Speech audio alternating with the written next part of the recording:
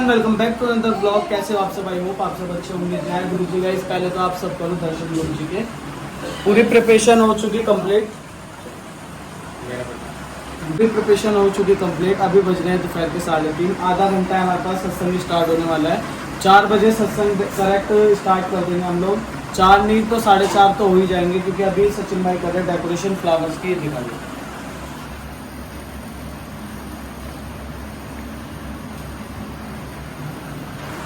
सचिन भाई कर रहे हैं फ्लावर की पूरी डेकोरेशन, जो पूरा भाई ने करा है। पूरी डेकोरेशन फ्लावर्स की सचिन भाई ने ही करी है, तो दिखा देंगे सचिन भाई को। और भाई ये जो पूरा पंडाल सजाया है सचिन भाई ने, मैंने, हम सब ने मिलके, ये नित्तिका ने पूरा डेकोरेशन करा है। मतलब सबने ही सब कुछ करा है। तो हम सब ने मिलके ऐसा डेकोरेशन करा है गुरु जी का दरबार। जय गुरु जी, शुक्राना गुरु जी। सचिन भाई अभी बना रहे हैं रंगोली। सिनेमैटिक दिखाता हूँ आपको।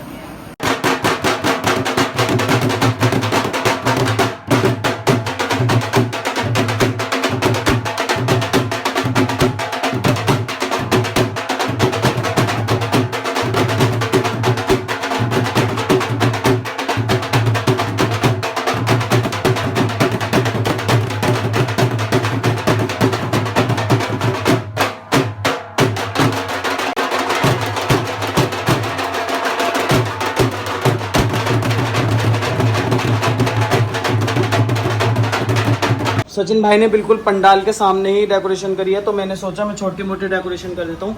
मैंने ये सारे डेकोरेशन करे फ्लावर की।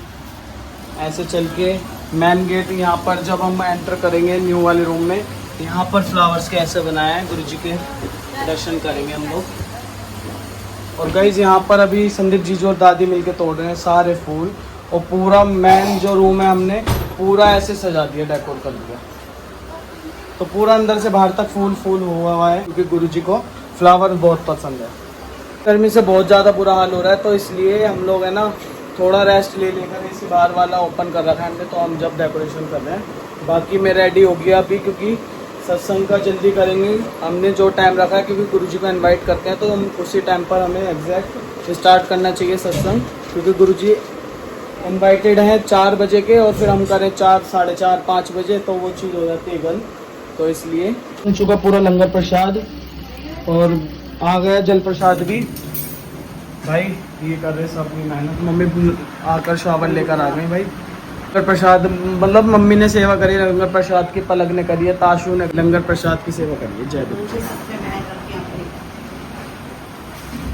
अभी आपको सिनेमैटिक दिखाता हूँ बहुत बढ़िया से, पूरा बाहर से लेके अंदर तक के मेन रूम का, जहाँ गुरु जी विराजमान होंगे हमारे। जय गुरु जी। हमको सामने से देख के लग रहा है गुरु जी साक्षात हमें दर्शन दे रहे हैं, बैठे हुए हैं। जय गुरु जी, शुक्राना गुरु जी।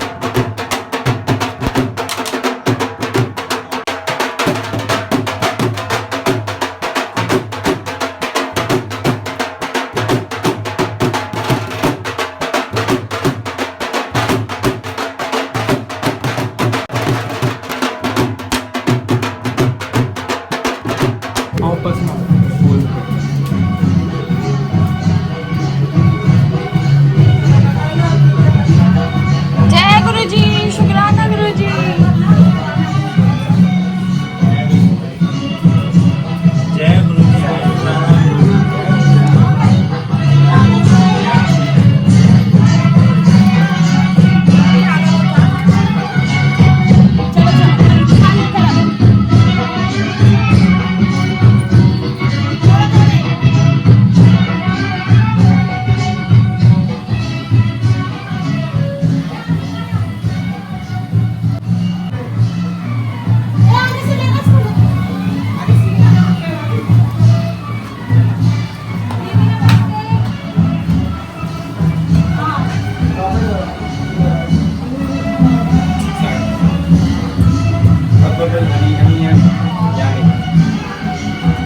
इधर आना है।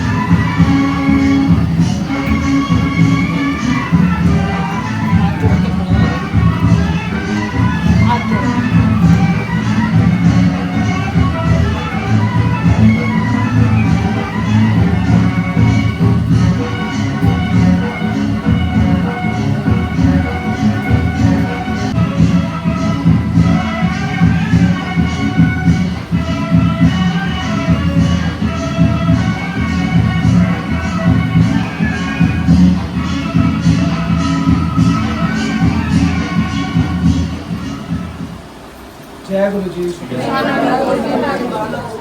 संगत जी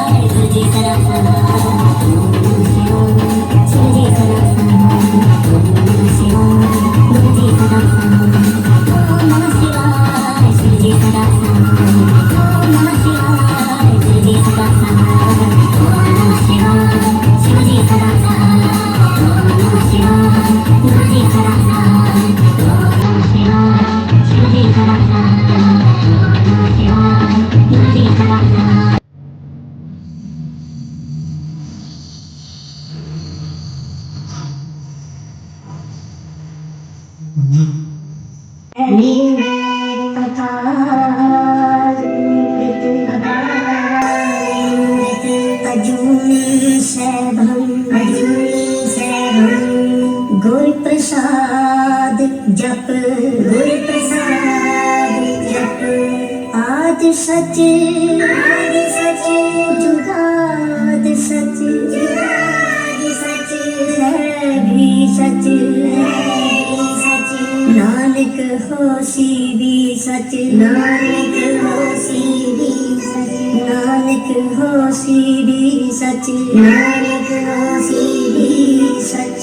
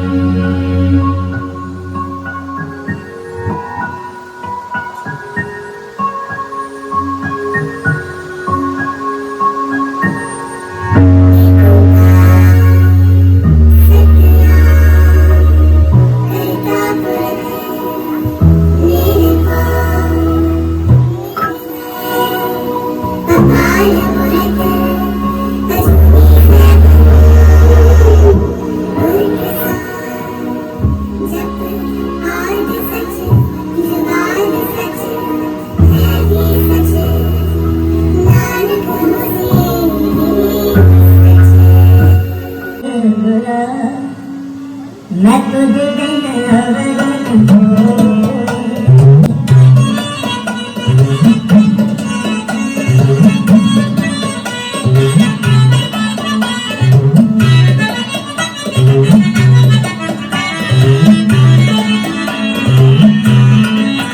मेरे साथ गुना मैं तुझ बिन अवरन मेरे साथ गुना मैं तुझ बिन अवरन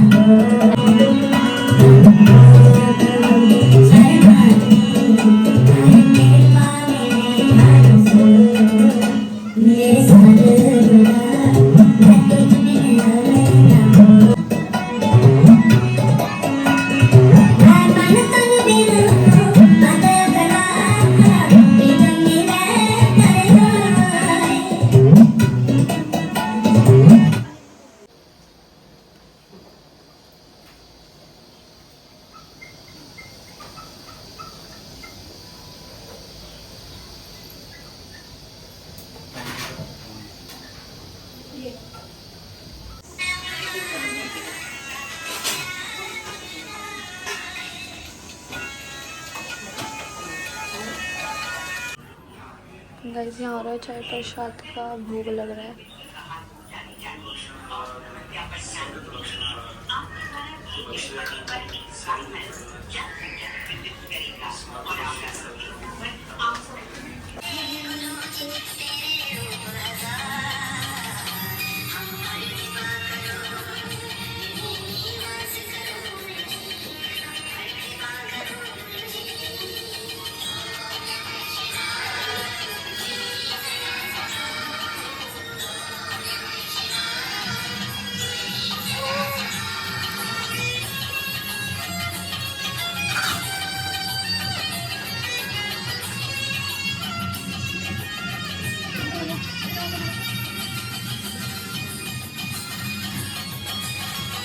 संगत जय गुरु जी। जय गुरु जी। पहले तो गुरु जी आप आए, आपका लख लख शुक्राना, कोटि कोटि शुक्राना। और संगत जी आप आए, आप हमसे जुड़े, आप सबका शुक्राना। तो संगत जी आप सबको मैं सत्संग शेयर करने जा रहा हूँ अपना।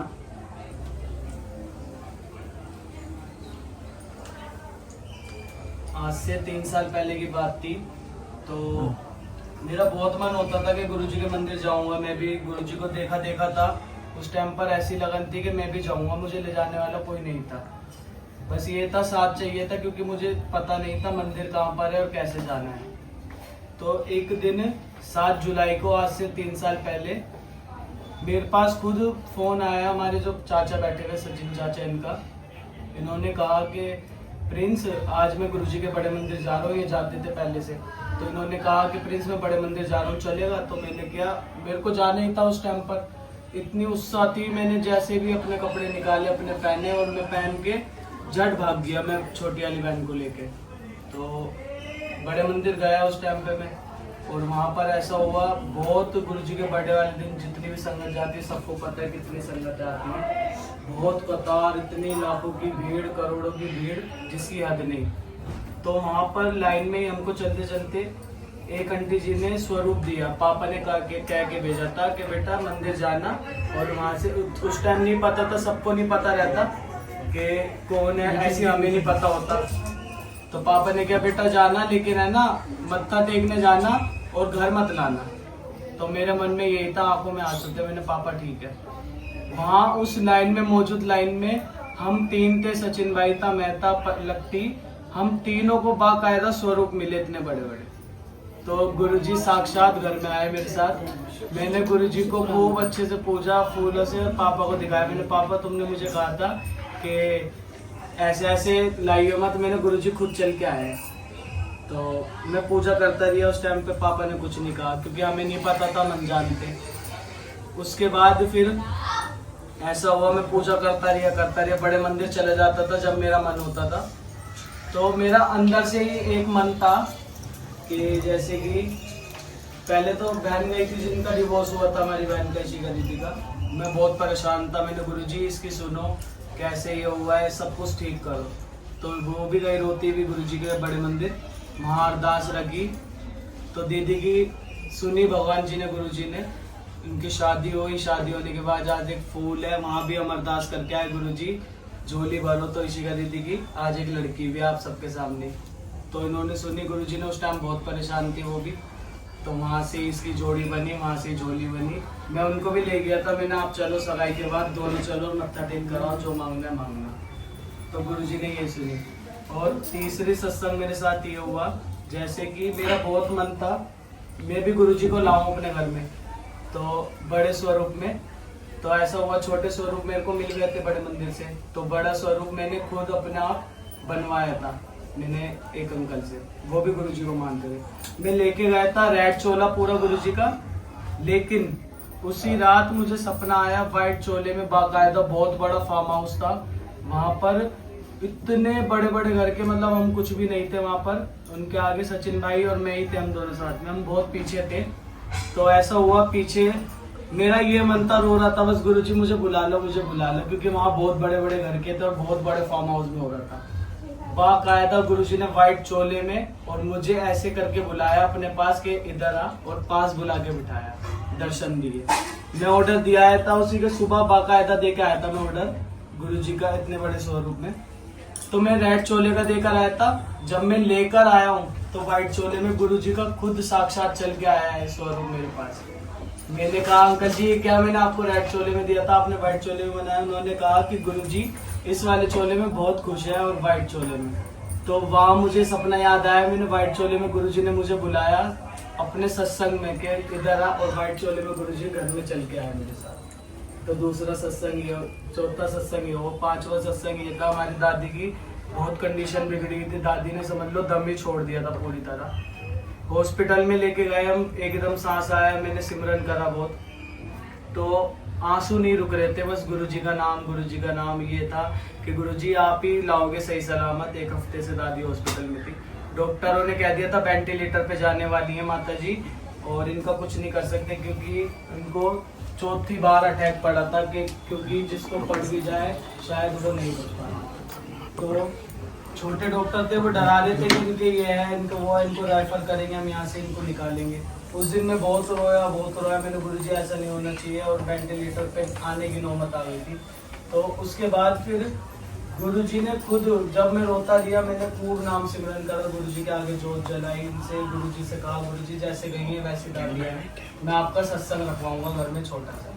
तो बड़े डॉक्टर आए, बड़े डॉक्टर ने कहा छोटे डॉक्टरों को आप पागल हो। उसी रात मेरे को मैसेज आया कि दादी ठीक है और 2 दिन बाद छुट्टी होने वाली है। तो वहाँ मैंने गुरुजी का करिश्मा देखा कि गुरुजी ने मेरी सुनी, जहाँ वेंटिलेटर पे इंसान जाने वाला होता है वो उसकी 2 दिन बाद घर से छुट्टी हो रही है। तो इससे बड़ी मेरे लिए और कुछ बात नहीं। मैंने बोला था गुरुजी का सत्संग करवाऊंगा, गुरुजी आपका दादी सही सलामत करा है, तो गुरुजी का मैंने सत्संग रखा। और जैसे गुरुजी ने हमारी सुनी है, सबकी सुने, दुनिया जान की सुने। जय गुरुजी, शुक्राना गुरुजी। मेरा ये सत्संग था और आप सब आए, आप लोगों का बहुत बहुत धन्यवाद। जय गुरु जी। शुक्रिया।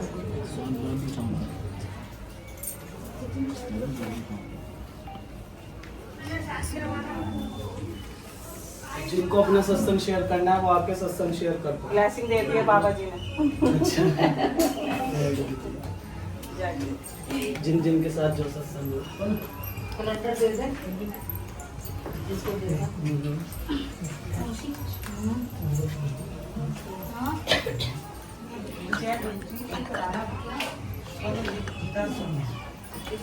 मैं छोटा सा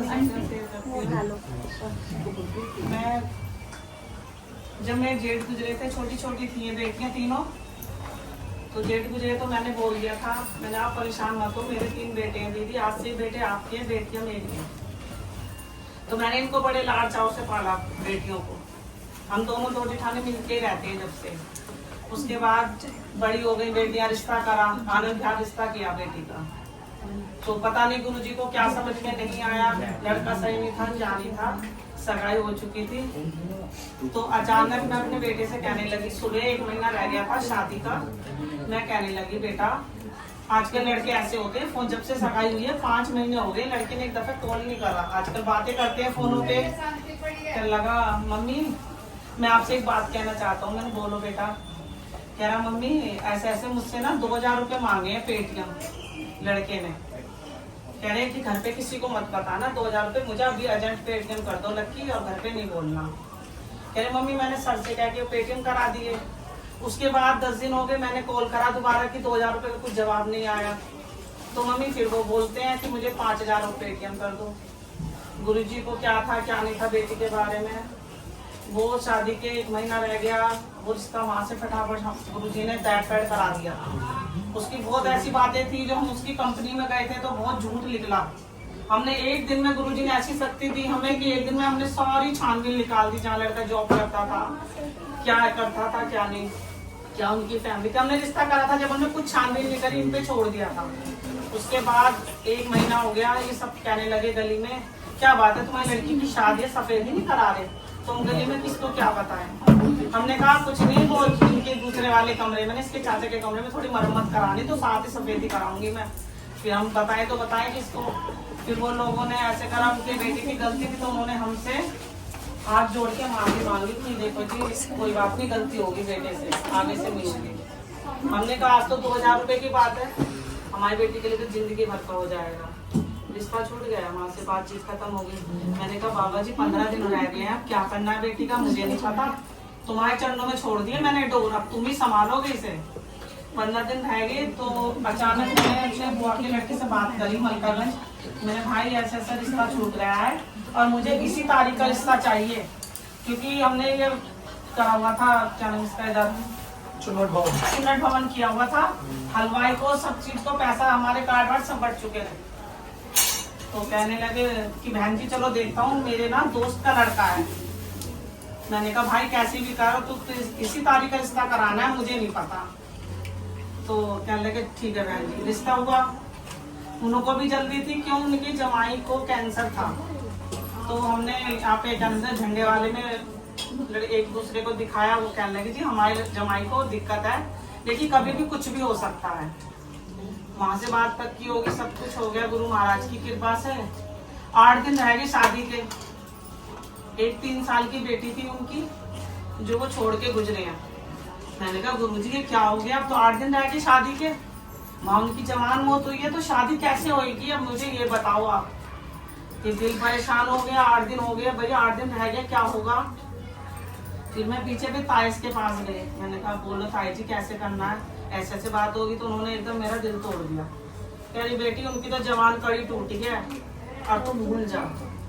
मैंने आके गुरुजी के पास रोई, मैंने गुरुजी क्या परीक्षा ले रहे हो बेटियों से, बेटी से तो आप इतना प्यार करते हो, तो आज इस बेटी से क्यों परीक्षा ले रहे हो। तो मुझे सपने में दिखाई दी, रात को संगत आती है, मैं मंदिर के बाहर खड़ी हूँ, इतनी बड़ी शिवलिंग है, तो संगत आके कहती है आपका नाम यशोदा है। मैंने कहा हाँ मेरा नाम यशोदा है, आपको बड़े मंदिर गुरुजी बुला रहे हैं। मुझे नहीं पता कैसी शादी हुई है, 8 दिन में बाबा जी ने कैसे संभाला है। 7 दिन में उन्होंने 13 अपने दिन वगैरह पूरे कर दिए। भड़काने वाले बोलने लग गए तेरा जवाई जवान गुजरा है और अब तू शादी करेगा, ऐसे कैसे हो जाएगी। घर पे आके गुरुजी ने क्या किया क्या नहीं पता नहीं, हमें बात संभाली उन्होंने। तो अब एक जैसे बोलने लगे कि भी देखो कार्ड बट गए हैं, ऐसा भी होता है गुजर जाते हैं उसी, तब भी शादी करनी पड़ती है। अरे जो हो गया सो हो गया, और अब अपना शादी की भी तैयारी करो, कोई नहीं। अब गुरुजी ने ऐसे उन्होंने हाँ बलवाई कि समझी ने कहा कि देखो जी मैं शादी उसकी करूंगा, कोई बात नहीं। यहाँ से 5 दिन की मैंने लगन वो भेज दी, लगन भेज दिया। तो मेरे बुआ के लड़के ने जाके मंदिर में रख दी, वहां से वो उन्होंने दिन करके नहा धोकर वो लगन चढ़ा दी। तो गुरुजी ने कैसे शादी करी है क्या नहीं करा, लेकिन लख लख शुक्राना है गुरुजी, आपका बहुत बहुत शुक्राना। जैसे मेरी बेटी की लाज रखी है ऐसी सबकी बेटियों की लाज रखना गुरु महाराज। फिर एक पड़ोस में कहती है कि 30 साल लग रही है, मैं कहूँ तो तुम कुछ करोगी लड़की की झोली भर जाएगी। मैं लड़की की झोली भर जाएगी, अभी तो 30 साल चल रही है, ऐसी कोई बात नहीं है। जिन्होंने इतना कुछ किया है तो झोली भी वही भरेंगे। अरे तुम बात नहीं मानती हो दीदी, मैंने अपनी बहन का ऐसे करा है, देखो आज उसके बेटा हुआ है। मैंने कोई बात नहीं। तो ऐसी अचानक मेरा छोटा बेटे से कहते हैं तू सब मंदिर जाते, बड़े मंदिर तू नहीं जाता, चलेगा ना मेरे साथ। तो कहता एक शर्त पे चलूंगा, ऐसे गुरुजी के आगे खड़ा होकर कहता है एक शर्त पे चलूंगा गुरुजी, अगर तुम सच्चे हो ना तो मुझे मामा बना दो आप। उसने 1 महीना हुआ उसने ऐसे बोला, मैंने कहा तू चलेगा ना, गुरुजी ना बात रखते हैं। तो कहता हाँ मैं चलूंगा। 1 महीने बाद गुरुजी ने सुनी तो बेटी की झोली भरी है, अब 7वां महीना चल रहा है उसको बाबा जी की कृपा से, लेकिन जो वो देंगे वो झोली में मंजूर है। शुक्राना तो इसीलिए गुरुजी आपका बहुत बहुत शुक्राना है, पल पल शुक्राना, अनंतम शुक्राना। मैं अब भी कभी दुखी होती हूँ तो मुझे सपने में बाबा दिखाई दे जाते हैं और कहते हैं तू चिंता मत कर, सब मैं अच्छा ही करूंगा, पर तू मेरी डोर मत छोड़। मैंने गुरुजी मैंने आपके चरण पकड़े हैं, डोर मैंने आपके चरणों में छड़ दी है, अब आप जानो और आपका काम जानो, बस मुझे मैं कुछ नहीं जानती। जब मेरा दिल परेशान होता है तो मुझे बड़े मंदिर बुला लेते हैं। मेरा आज कई दिन से मन दुखी था अंदर ऐसे ही, आज मुझे यहाँ आज बाबा जी ने सत्संग में बुला लिया, लेकिन मेरे मन शांत करने के बाबा मुझे कहीं ना कहीं दर्शन जरूर देते हैं और मेरी बहुत सुनते हैं बाबा। जय गुरु जी, जय गुरु जी, शुक्राना गुरु जी, बहुत बहुत शुक्रिया।